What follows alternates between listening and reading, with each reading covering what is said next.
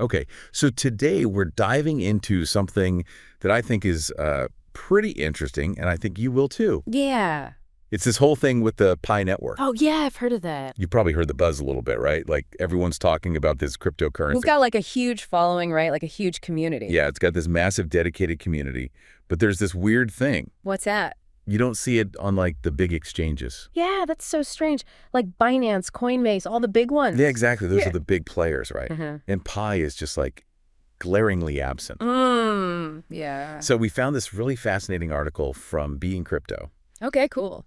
And they actually brought in this analyst, Dr. Altcoin, on X. Oh, wow. So they're bringing in the experts. Exactly. And what we really want to do today is figure out why this is happening. Yeah. Like, what's the real reason for this delay? Yeah, let's get to the bottom of it. Exactly. What are we thinking? Transparency issues. Yeah, that seems to be a big one. And then what does that mean for the market, right? Like, what are the ripple effects? Right, because if it's not on the major exchanges, that's got to have some sort of effect. Exactly. So let's break it down and really give everyone a clearer picture of what's going on. Sounds good. So the article really dives into Dr. Altcoin's take on this. And it seems like the biggest thing that they're pointing to is how the Pi core team is managing, or, well, maybe not managing, all those Pi coins they hold. Right, those are the guys behind Pi, right? The Pi core team. Exactly, the PCT. PCT, okay, got it. So apparently they're not being super clear about this whole locking and burning thing with their tokens. Okay, so maybe we should take a step back for a sec because not everyone's like deep in the crypto world. Yeah, good point. Could you break down like what is token locking and burning and why does it even matter? Totally. So basically think of it like this. Okay. Locking is like when a project says, hey, we're taking a big chunk of these tokens out of circulation for a while. Oh, okay, so they're like locking them up so they can't be traded? Yeah, exactly. And it's usually for a set period of time. Okay, see. And the idea is it kind of shows that they're in it for the long haul, right? Makes sense. Like they're not just trying to like dump their coins and make a quick buck. Exactly. It signals that they believe in the future growth of the project. Okay, I gotcha. Now, burning is a little different. Okay. Burning is like they take those tokens and poof, they're gone forever. Oh, wow. So it's like they're destroying them. Exactly. Yeah. It's permanent, and it's meant to make the remaining tokens more scarce. Okay, so if there are fewer coins available, they should theoretically become more valuable. Right, exactly. It's like supply and demand 101. Got it. But the thing is, the Pi core team isn't being very upfront about how they're using these mechanisms with all the coins they have. Oh, so that's where the transparency issue comes in. Exactly. That makes Okay. sense, because if you don't know what they're doing with all those coins, it's hard to like trust what's going on behind the scenes. Yeah, and the article actually quotes Dr. Altcoin saying, likely the Pi core team has not been transparent enough about the locking and burning mechanism involving the billions of Pi coins currently owned by the PCT. Wow. Billions, huh? Yeah, so it's not like a small amount. Yeah, that's a lot of coins, and if you don't know what they're doing with them, it's like, how can you even like evaluate the project, you know? Exactly, and that lack of transparency makes people nervous, right? Like it breeds suspicion. Yeah, totally. And Dr. Altcoin actually goes on to suggest that this whole thing could even be interpreted as like a way for the Pi core team to manipulate the market. Whoa, hold on. So they're saying like the PCT could be trying to control the price? Yeah, essentially. And the article points out that the amount of Pi actually circulating has gone down recently to like 6.77 billion. Interesting. So less Pi out there in the wild. Yeah, and Dr. Altcoin's theory is that the PCT might be tweaking that supply behind the scenes to try and like stabilize prices. Oh, wow. So they're like pulling levers behind the curtain. Potentially. Yeah. And I mean, think about it from the perspective of the big exchanges. Yeah, they're not going to want to list something that's like shady or unpredictable. Exactly. They have a responsibility to their users to make sure that everything is on the up and up. Right. It's all about trust. And if there's even a hint that something fishy might be going on. They're going to be hesitant for sure. Yeah, for sure. And the analyst also brings up this incident where there's this big release of Pi coins, and it caused what they call panic selling. Oh, wow. So people were like freaking out and dumping their Pi. Yeah, and that kind of highlights why it's so crucial for the Pi core team to be open about their burning plans and what they're going to do with all those locked coins in the future. Yeah, communication is key for sure, especially when you're dealing with like people's money and investments. Absolutely. Okay, so we've got this whole transparency thing around their tokens, but the article also dives into something else that's kind of fundamental to Pi network. Oh, what's that? It's about how decentralized the network actually is. Oh, interesting. Okay. And it seems like there have been some concerns raised about that. Really? Like what kind of concerns? So apparently Being Crypto has reported on this before about Pi network. and specifically these things called supernodes. Supernodes. Okay, I'm not familiar with those. So basically, supernodes are like the big, powerful computers that keep the whole Pi network running smoothly. Okay, so they're like the backbone of the system. Exactly. They validate transactions and make sure everything's legit. So what's the concern with them? Well, the issue is that there might not be enough of them, or rather, the control over them might be too concentrated. Oh, so it's like a centralization issue. Yeah, basically, like instead of having lots of different supernodes spread out and controlled by different people. It's like a few entities calling the shots.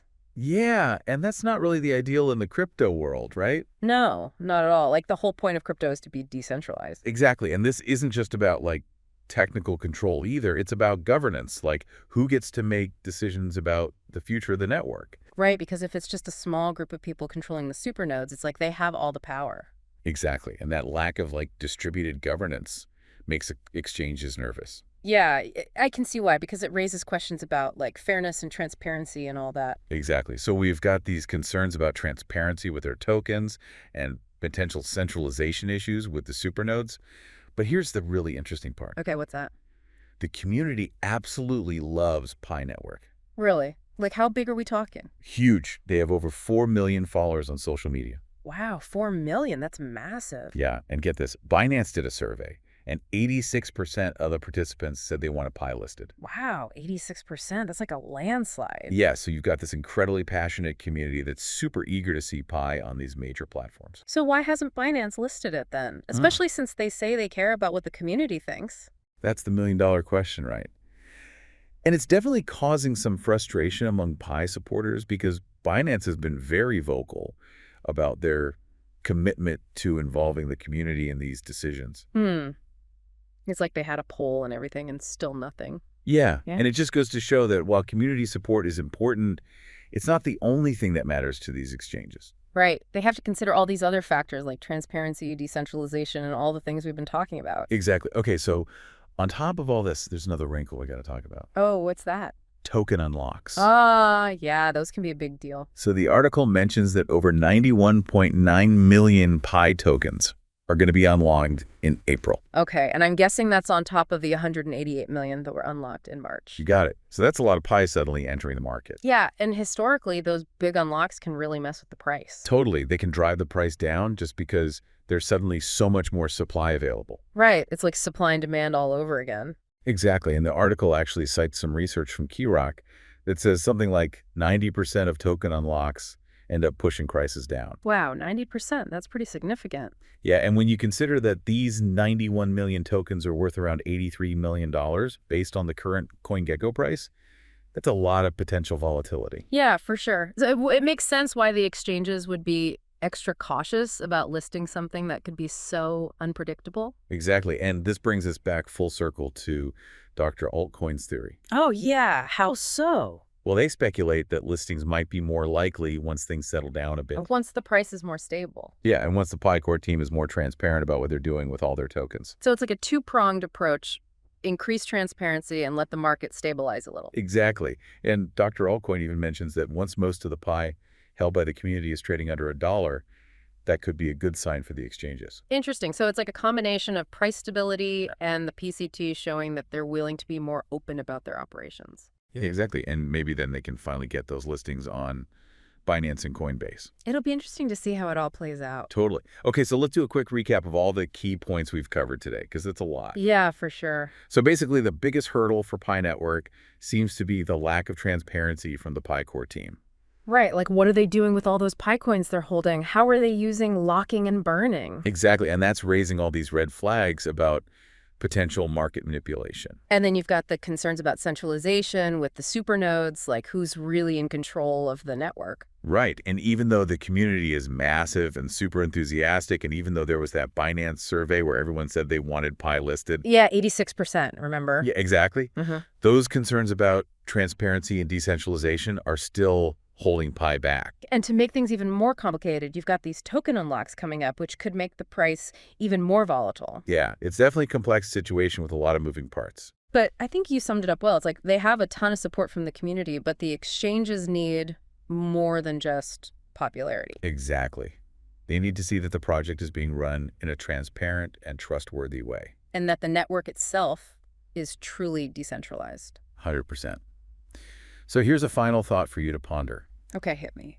Given how passionate the Pi network community is, do you think crypto projects have a responsibility to be more transparent with their users and potential investors? That's a good question. Like, how much transparency is enough? And could more transparency actually help these projects gain wider adoption? Right, because if people trust the project more, they might be more likely to invest in it. Exactly. And that could help bring crypto into the mainstream. Definitely something to think about. For sure. And it'll be fascinating to see how Pi Network navigates all of this moving forward. Yeah. I'm curious to see what happens next. Me too.